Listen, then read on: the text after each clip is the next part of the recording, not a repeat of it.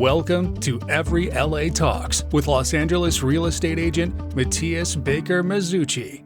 All right, everybody. Today we are talking about property management, and we have Jason Hall with us to explain what is property management. Jason, in a nutshell, what is it? What is property management? So property management is basically being the landlord for and on behalf of the landlord. So they don't have to deal with the tenants and toilets and termites and all the challenges. So they will manage the property for them. They'll handle leasing, maintenance coordination, inspections, everything to make sure it runs efficiently like a business. And then they'll collect the rent, and then they will keep a small portion of that to pay for their services. And if they do it correctly, it's an absolute no-brainer. Very nice. Thank you for explaining that. Now, when it comes to property management, obviously it comes in different form because there are different assets that people may have. So some people may have an apartment building when it comes to residential or a single family residence. Are there companies that specialize in specific things in your experience? Or are there, is there like once you do property management, you can kind of handle all the assets? Okay, so you're asking, are there companies that specialize in different types of property management? Right. Yes. Because I know we have property that do commercial real estate, and there are property that do residential. Yeah. So that's in your experience, how does one find the niche one that they're looking for? Got it. Yeah. There's lots of different types of management. There's people that do storage units. There's student housing.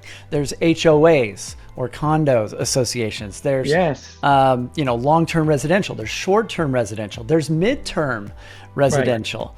And so you want to find a property manager that specializes in the niche that you need. And because property managers that do like multiple niches that are small are the worst, because they're trying to run 3 or 4 companies at the same time, and they usually don't do any of them super well, right? Like there's 5 currencies in business, which is time, energy, focus, cash, and effort. The most important related to growth is focus. So if their focus is diluted between multiple niches, they're probably not growing very well. And it also means they're probably not doing as great of a job. So you're saying basically that if they're jacks of all trades, beware, keep that's a red flag. If somebody says whatever you manage, industrial assets, we can take care of it. You're like, no, wait a minute. Okay, that makes perfect sense. Now, you obviously take sometimes a bird eye view of a management company, because you not only are familiar with the business, but you deal with many different ones. So I guess my question that I wanted to ask you is, a lot of companies that do management have to deal with a lot of things. Like I'm giving you an example of what one of our listeners may be wondering.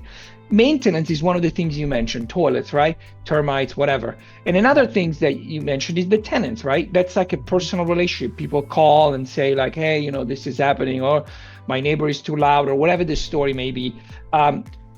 How are the systems implemented in order to deal with what kind of aids can a management company count on in order to deal with all the aspects that a property in the residential space would entail?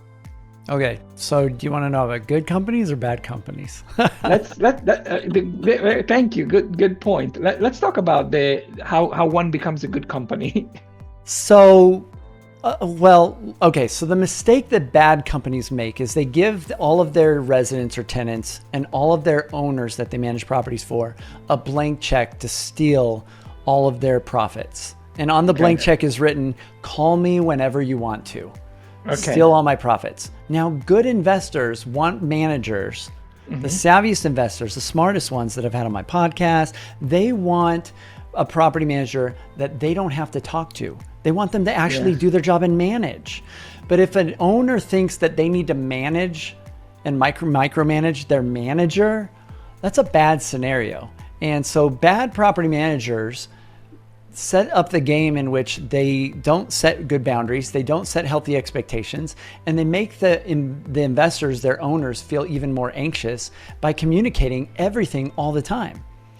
And I love what you're just saying. Yes. The fact that, you want to kind of like set and forget it. Like if I'm hiring somebody to manage my property, I want them to manage the property. I don't want me to have to micromanage them while they're managing the property. And they ask me like, hey, a tenant called me and they are telling me da da da, what should I do, or whatever the interaction would be. So that's very good. Thank you for sharing that. That makes perfect sense. We're gonna end it here. We're gonna do more videos, so stick around, because we are gonna delve very deep into property management, and this is just the beginning. Thank you for joining me, and like and subscribe. All right, bye. Thank you for watching. To find out more, visit everyla.com.